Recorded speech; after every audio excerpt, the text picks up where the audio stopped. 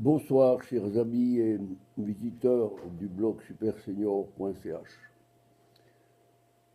Ce lundi 15 avril 2019,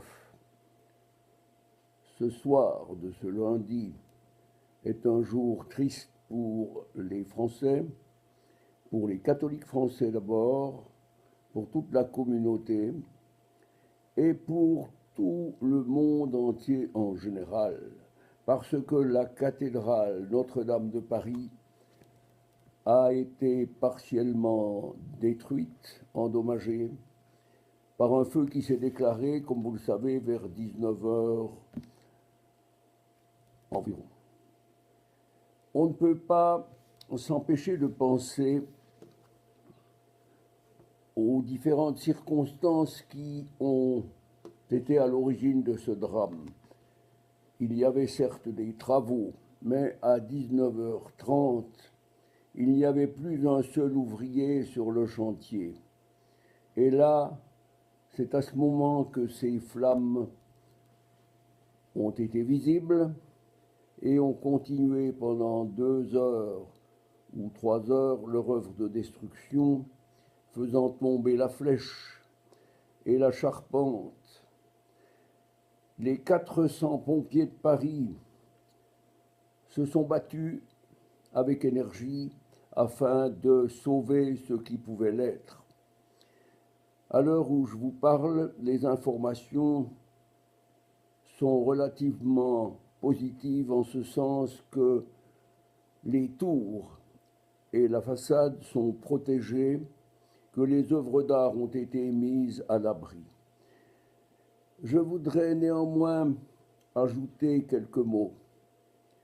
Et ces mots, ce sont pour dire que la France paye peut-être maintenant, vous allez me dire que j'exagère, non? La France paye peut-être maintenant le fruit de sa déchristianisation. On ne peut pas s'empêcher de penser à Jean-Paul II qui avait rappelé, lors de sa visite en France il y a de très nombreuses années, France, fille aînée de l'Église, qu'as-tu fait de ton baptême?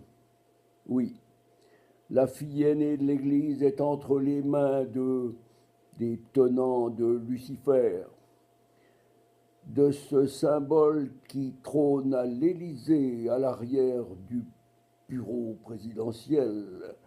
Cet œil, l'œil qui surveille Macron et qui fait que la France soit dévolue aux forces du mal au lieu d'être à nouveau dans celui du bien. Peut-être que le drame de ce soir fera réfléchir de nombreux Français et ils se demanderont, avec raison, si le système républicain n'a pas été touché à mort ce soir. Oui, à mort ce soir. Parce que la France est en train de réaliser, et il y a des centaines de milliers de Français qui commencent à savoir que la France a un roi de fait. Elle a un héritier du trône. Elle a des prétendants, mais ce ne sont pas les héritiers. L'héritier du trône, c'est Monseigneur Louis de Bourbon, qui vient d'envoyer un message en disant « Attristé et très ému de voir Notre-Dame de Paris en proie aux flammes, le joyau de notre patrimoine, point de départ de toutes les routes de France. Sainte Geneviève, patronne de Paris, sauvez Notre-Dame et ses trésors. » Et Monseigneur donne aussi ses remerciements aux pompiers de Paris et aux forces de l'ordre, grâce auxquels le pire a été évité. Voilà, chers amis, ce que je voulais vous dire. Eh bien, nous allons peut-être prier pour que la France retrouve son rôle de fille aînée de l'Église et qu'elle rappelle enfin son roi qui est prêt et qui se manifeste maintenant de plus en plus en France et sur les réseaux sociaux. Monseigneur Louis de Bourbon, vous savez ce que les Français veulent. Ils ont besoin de retrouver un pays libre, un pays qui doit redevenir grand. Les Français comptent sur vous. Bonne soirée, chers amis. Merci de votre attention.